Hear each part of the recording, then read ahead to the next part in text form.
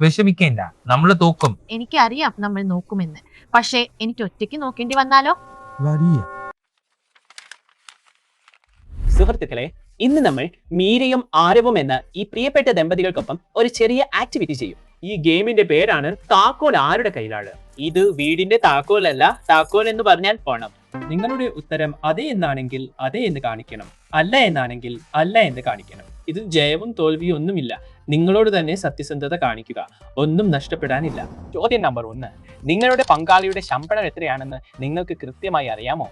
ചോദ്യം നമ്പർ 2, ഏത് ലോണാണ് ഉള്ളതെന്നും എത്ര കുടിശ്ശികയുണ്ടെന്നും EMI ഏത് തീയതിയിലാണ് പോകുന്നതെന്നും അറിയാമോ?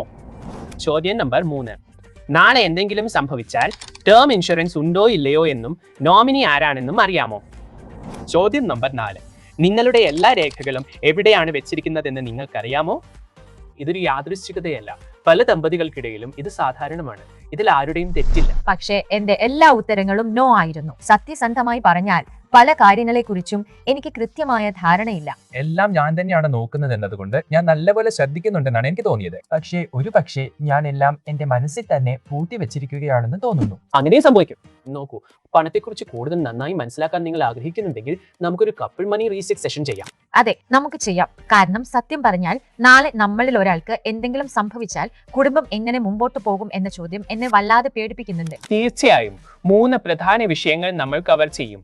ഒന്നാമതായി ശമ്പളം നിന്നാൽ, രണ്ടാമതായി നമ്മളിൽ ഒരാൾ ഇല്ലാതായാൽ, മൂന്നാമതായി ദീർഘകാല സ്വപ്നങ്ങൾ ആരുടെ പിൻബലത്തിലാണ് നീക്കുന്നത്. ശരി, നമുക്ക് ആദ്യത്തെ കാര്യം നോക്കാം. ഇന്ന് ശമ്പളം നിന്നാൽ ഇത് ദീർഘകാല പ്ലാനിങ്ങിനെ കുറിച്ചല്ല. എത്ര പെട്ടെന്ന് പരിഭ്രാന്തി തുടങ്ങും എന്നൊരു ചോദ്യം മാത്രമാണ് ഇത് ചോദിക്കുന്നത്. ആരവ്, നാളെ മുതൽ നിന്റെ ശമ്പളം പെട്ടെന്ന് നിന്നു എന്ന് കരുതുക. ക്രെഡിറ്റ് കാർഡ് ഇല്ലാതെ, ലോൺ എടുക്കാതെ, ആരോടും ചോദിക്കാതെ എത്ര മാസം നിനക്ക് വീട് കൊണ്ടുപോകാനാകും? സത്യം പറഞ്ഞാൽ 4-5 മാസം. നമ്മൾ കൂടുതൽ സുരക്ഷിതരാണെന്ന് എനിക്ക് തോന്നി. പക്ഷേ കൃത്യമായ സംഖ്യ നമ്മൾ ഒരിക്കലും ചർച്ച ചെയ്തിട്ടില്ല. മിക്ക ദമ്പതികളും ഈ തെറ്റാണ് ചെയ്യുന്നത്. അവർ വികാരങ്ങൾക്ക് പ്രാധാന്യം നൽകുന്നു, അക്കങ്ങൾക്കല്ല. അതുകൊണ്ട് എത്ര സമയം കഴിയുമ്പോഴാണ് സ്ട്രെസ് യഥാർത്ഥ പരിഭ്രാന്തിയായി മാറുന്നതെന്ന് ഈ ബക്കറ്റ് അടിസ്ഥാനപരമായി പറയുന്നു. കൃത്യമായി പറഞ്ഞാൽ പ്രതിമാസ അവശ്യ സാധനങ്ങൾ, അതായത് എല്ലാ ചിലവുകളും ചേർത്താൽ ഏകദേശം എത്ര വരും? ഏകദേശം 80,000. മറ്റു വല്ല ബാക്കപ്പ് ഇൻകം പ്ലാൻ ഉണ്ടോ? ഇല്ല. അപ്പോൾ യാതൊരു വരുമാനവും ഇല്ലാതെ 6 മാസത്തെ ചിലവ് 4.8 ലക്ഷം രൂപ. ഇത് 4-5 മാസം പോകുമെന്ന് നിങ്ങൾക്ക് തോന്നുന്നുണ്ടെങ്കിൽ, പക്ഷേ അതിനുശേഷവും ബക്കറ്റ് 1ന്റെ ലക്ഷ്യം എമർജൻസി ഫണ്ട്.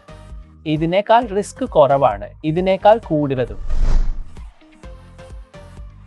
ഇനി വരുന്നത് ബക്കറ്റാണ്. ഇതല്പം ബുദ്ധിമുട്ടാണ്. ഈ ബക്കറ്റ് മാസങ്ങളിലല്ല ചിന്തിക്കുന്നത്, ഇത് വർഷങ്ങളിലാണ് ചിന്തിക്കുന്നത്. ആരവില്ലെങ്കിൽ ഞാൻ വൈകാരികമായി മാത്രമല്ല സാമ്പത്തികമായും എല്ലാം കൈകാര്യം ചെയ്യാൻ എനിക്ക് കഴിയുമോ? ഇല്ലയോ? അപ്പോൾ വീട്, മാതാപിതാക്കൾ, ഭാവി, ഇവയുടെ എല്ലാം ഭാരം പെട്ടെന്ന് എന്റെ മേൽ വരും. അതുകൊണ്ടാണ് ഇവിടുത്തെ കണക്ക് കൂട്ടലുകൾ വ്യത്യസ്തമാകുന്നത്. അതെ, ചിലവുകൾ പ്രതിമാസം 80,000 രൂപ, വാർഷികം ഏകദേശം 9.6 ലക്ഷമായി. ഇനി നിങ്ങളുടെ കുടുംബം നിങ്ങളെ എത്ര വർഷം ആശ്രയിക്കുമെന്ന് നിങ്ങൾക്ക് തോന്നുന്നുവോ ആ സംഖ്യ കൊണ്ട് ഇതിനെ ഗുണിക്കുക. ഒരു 20 വർഷം എന്ന് കരുതുക. അതുകൊണ്ട് 9.6 ലക്ഷം ഗുണം 20 എന്നത് ഏകദേശം 1.9 കോടിയാണ്. ശരിയാണ്, പക്ഷേ ഇത് വീട് നടത്തുന്നതിനുള്ള ഒരു തുടർച്ചയായ തുക മാത്രമാണ്. ഇനി അടച്ചു തീർക്കാനുള്ള ലോണുകൾ കൂട്ടുക. ലോണുകളെല്ലാം കൂടി ഏകദേശം 50 ലക്ഷം വരും. അപ്പോൾ റിയലിസ്റ്റിക് പ്രൊട്ടക്ഷൻ 2.4 കോടി രൂപയോടടുത്ത് വരും. ഇനി ഇതിൽ നിന്ന് നിങ്ങളുടെ നിലവിലെ സമ്പാദ്യങ്ങളും നിക്ഷേപങ്ങളും കുറയ്ക്കുക. ഉദാഹരണത്തിന് 20 ലക്ഷം രൂപ. അപ്പോൾ നിങ്ങളുടെ ആകെ കവറേജ് ആവശ്യം 1.9 പ്ലസ് 0.5 കോടി മൈനസ് 20 ലക്ഷം, അതായത് 2.2 കോടി രൂപയായിരിക്കും. കുട്ടികളുടെ വിദ്യാഭ്യാസം പോലെ ഭാവിയിൽ എന്തെങ്കിലും ലക്ഷ്യങ്ങൾ ഉണ്ടെങ്കിൽ അതും ഇതിൽ ചേർക്കുക. അതൊരു 80 ലക്ഷം രൂപയാണെന്നിരിക്കട്ടെ. അപ്പോൾ 2.2 കോടി പ്ലസ് 80 ലക്ഷം 3 കോടി രൂപ. കേൾക്കുമ്പോൾ വലിയ തുകയാണെന്ന് തോന്നാം, പക്ഷേ ഇപ്പോൾ ഇതൊരു ഊഹമല്ലല്ലോ. ഇതൊരു ഭയമല്ല, വ്യക്തതയാണ്. ഇനി നമുക്ക് മൂന്നാമത്തെ വിഭാഗത്തെക്കുറിച്ച് സംസാരിക്കാം. നിങ്ങളുടെ രണ്ടുപേരുടെയും റിട്ടയർമെന്റ് പ്ലാൻ എന്താണ്? യാത്രകൾ, മാതാപിതാക്കളെ സഹായിക്കൽ, കുട്ടികൾക്കായുള്ള നിക്ഷേപം, അല്ലെങ്കിൽ ഒരു ചെറിയ അവധിക്കാണ് ഞങ്ങൾ ഗോവയിലോ യൂറോപ്പിലോ പോകുന്നതിനെ കുറിച്ച് സംസാരിക്കാറുണ്ട്. സത്യം പറഞ്ഞാൽ റിട്ടയർമെന്റിനെ കുറിച്ച് ഞങ്ങൾ അത്ര കാര്യമായിട്ടൊന്നും ചിന്തിച്ചിട്ടില്ല. പക്ഷേ ഈ സ്വപ്നങ്ങളെല്ലാം ആരുടെ പിൻബലത്തിലാണ് നിൽക്കുന്നതെന്ന് ഞങ്ങൾ ചിന്തിച്ചിട്ടില്ല. ശരിയാണ്. ചോദ്യം ഇതാണ്, ഈ സ്വപ്നങ്ങൾ വിപണി അധിഷ്ഠിത നിക്ഷേപങ്ങളെ മാത്രമാണോ ആശ്രയിക്കുന്നത്?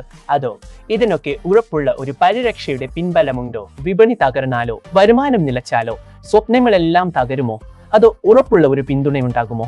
നാളെ എന്തെങ്കിലും സംഭവിച്ചാൽ തന്നെ എത്ര പണം വരുമെന്നും ഏതൊക്കെ ലോണുകൾ അടഞ്ഞു പോകുമെന്നും നിങ്ങൾക്ക് കൃത്യമായി അറിയാമെങ്കിൽ ഏതൊക്കെ ആനുകൂല്യങ്ങൾ ലഭിക്കുമെന്നും അറിഞ്ഞാൽ സാമ്പത്തികമായുള്ള ആശങ്ക കുറയും. ശരിയാണ്. അതുകൊണ്ടാണ് എൻ്റെ എല്ലാ ക്ലയന്റുകളോടും ഞാൻ പ്രോമിസസ് ഫോർ എവറിനെ കുറിച്ച് പറയാറുള്ളത്. ഇതൊരു പ്ലാറ്റ്ഫോം മാത്രമല്ല, നിങ്ങളുടെ കുടുംബത്തിന്റെ ഒരു ഭൂപടം കൂടിയാണ്.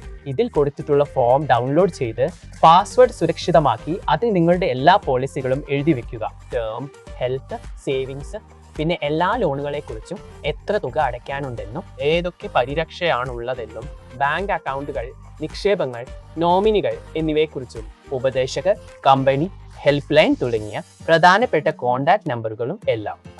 നാളെ ഞാനില്ലെങ്കിൽ മീരയ്ക്ക് ഈ പുസ്തകം തുറന്ന് പടിപടിയായി കാര്യങ്ങൾ ചെയ്യാൻ സാധിക്കുമോ? തീർച്ചയായും. ജീവിതം ഏറ്റവും ആശയക്കുഴപ്പത്തിലാകുമ്പോൾ ഈ പുസ്തകം ഒരു വ്യക്തത നൽകുന്നു. എനിക്ക് തോന്നുന്നു ഇതൊരു ഡയറി മാത്രമല്ല, കുടുംബത്തിനുള്ള ഒരു പ്രണയ ലേഖനമാണ്. തീർച്ചയായും ഇൻഷുറൻസും ഡോക്യുമെന്റേഷനും ബോറടിപ്പിക്കുന്ന ഒന്നല്ല. ഇതൊരു പുതിയ പ്രണയ ഭാഷയാണ്. ഇതിനുശേഷം നമുക്ക് സാധാരണയായി 2 പ്രായോഗിക കാര്യങ്ങൾ ചെയ്യാനുണ്ട്. ഒന്നാമതായി ഡോക്യുമെന്റ്സ് ഫോൾഡർ തയ്യാറാക്കി വെക്കുക. ഒരു ഫിസിക്കൽ ഫയലും പാസ്വേഡ് പ്രൊട്ടക്റ്റഡ് ആയ ഒരു ഡിജിറ്റൽ ഫോൾഡറും ഉണ്ടായിരിക്കണം. രണ്ടാമതായി ഒരു പേജുള്ള ചീറ്റ് ഷീറ്റ് തയ്യാറാക്കുക. അറിവില്ലെങ്കിൽ, മീരയില്ലെങ്കിൽ ഏത് നമ്പറിലാണ് വിളിക്കേണ്ടത്, ഏത് ക്ലെയിമുകളാണ് ഫയൽ ചെയ്യേണ്ടത്, ഏത് ബാങ്കിലാണ് ഏത് അക്കൗണ്ടുകൾ ഉള്ളത് തുടങ്ങി എല്ലാം അതിൽ എഴുതിയിരിക്കണം. ഒരു മാസത്തിന് ശേഷം ഇരുന്ന് ഒരു മിനി പ്രസന്റേഷൻ പോലെ മുഴുവൻ കാര്യങ്ങളും പരസ്പരം വിശദീകരിച്ചു കൊടുക്കുക. കൂടാതെ ഓരോ 2-3 വർഷം കൂടുമ്പോഴും നിങ്ങളുടെ പ്രൊട്ടക്ഷൻ ഇൻസ്ട്രുമെന്റുകൾ അവലോകനം ചെയ്യുക. കവർ വാല്യൂ, പ്രീമിയം തുക എല്ലാം. എനിക്കിപ്പോൾ കപ്പിൾ ഗോൾസ് എന്ന് പറഞ്ഞാൽ മാലിദ്വീപ്, മാച്ചിങ് ഔട്ട്ഫിറ്റ്സ്, ഫോട്ടോസ് എന്നിവ മാത്രമല്ല, ഈ വാഗ്ദാനങ്ങളിലെല്ലാം ഞാനും ആരവും ഒരുപോലെ നിൽക്കുന്നു എന്നതാണ് എനിക്കിപ്പോൾ കപ്പിൾ ഗോൾസ്. ശരിയാണ്. പുതിയ കഫേകൾ എക്സ്പ്ലോർ ചെയ്യുന്നതും വെക്കേഷൻ പ്ലാൻ ചെയ്യുന്നതും റീൽസ് എടുക്കുന്നതും ഒക്കെ കൊള്ളാം. പക്ഷേ പരസ്പരം സാമ്പത്തിക സുരക്ഷയെക്കുറിച്ച് നിങ്ങൾ പ്ലാൻ ചെയ്യുന്നില്ലെങ്കിൽ കപ്പിൾ ഗോൾസ് എന്നത് വെറും ഒരു ഫിൽറ്റർ മാത്രമാണ്, അടിത്തറയല്ല. അതുകൊണ്ട് 2026 ഈ അടിത്തറ നമുക്ക് ശക്തമാക്കാം. എക്കാലത്തേക്കുമുള്ള വാഗ്ദാനങ്ങൾ നൽകി ഭാവി പ്ലാനിംഗ് ശരിയാക്കി പരസ്പരം ഒരേ മനസ്സോടെ നിന്നുകൊണ്ട്. നിങ്ങൾക്ക് ഈ വീഡിയോ ഇഷ്ടപ്പെട്ടെങ്കിൽ ലൈക്ക് ചെയ്യുക, ഷെയർ ചെയ്യുക. കൂടാതെ ഇതുപോലുള്ള കപ്പിൾ ഫിനാൻഷ്യൽ ഗോൾ വീഡിയോകൾക്കായി കാനറ HSBC ലൈഫ് ഇൻഷുറൻസിന്റെ യൂട്യൂബ് ചാനൽ സബ്സ്ക്രൈബ് ചെയ്യുക. കാനറ HSBC ലൈഫ് ഇൻഷുറൻസ്, വാഗ്ദാനങ്ങളുടെ പങ്കാളി.